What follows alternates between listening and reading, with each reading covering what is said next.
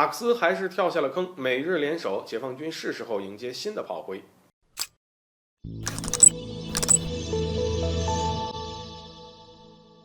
各位好，欢迎来到赵太阳观察室。有消息说，美日非三国在近日呢首次举行了防务会谈。据悉会谈的主要目的还是就南海、台海等问题对付中国。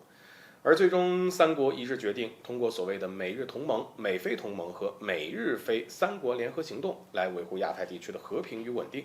说的倒是挺好听的，但谁也不知道，这不过就是他们找的借口。为了遏制打压中国，美国及其盟友的手段越来越上不了台面了。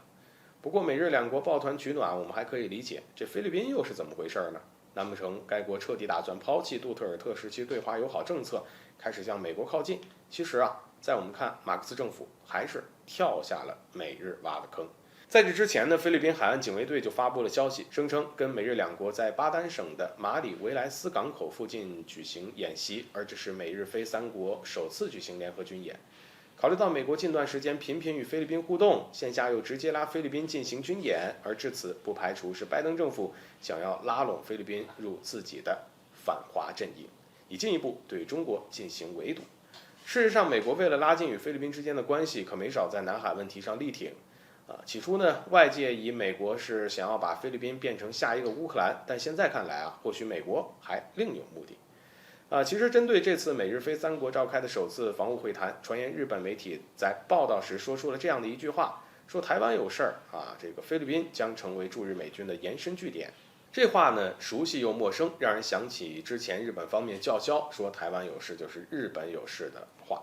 而现在成了台湾有事，菲律宾将会成为驻日美军的延伸据点。其实你看美日把主意打到菲律宾的身上在我们这儿听到这句话的时候，第一反应还是美日打算忽悠菲律宾成为台湾有事的时候的第一炮灰。站在美国的角度上，该国一开始或许是想要让日本成为这个炮灰，但估计思前想后，还是觉得牺牲掉这个忠实盟友不太划算，所以考虑到了菲律宾。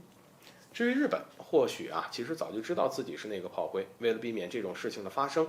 他自然要把菲律宾拉到前面去，跟美国一起对菲律宾下套。所以可以看到，如今的美日两国正在第一岛链做战前准备，比如说派出军舰穿越台海比如说呢将台湾地区这个与美日菲通过2025年美国即将交付台湾的 MQ-9B 海上卫士无人机共享即时数据。再例如呢，美国已经从对台军售到直接对台进行军援一系列的举动就足以表明美日在加大力度引爆两岸冲突。这个时候菲律宾的加入等于是主动冲到了第一线。如果真如日本媒体报道那样，菲律宾将会成为台湾有事时驻日美军的延伸据点，那么解放军是时候就准备迎接新的炮灰了。别忘了前不久菲律宾才在仁爱礁挑衅，而线下要当定这个炮灰，也算是如马克思当局所愿了。好了，本期节目就到这里，欢迎点赞转发，留下你的精彩评论。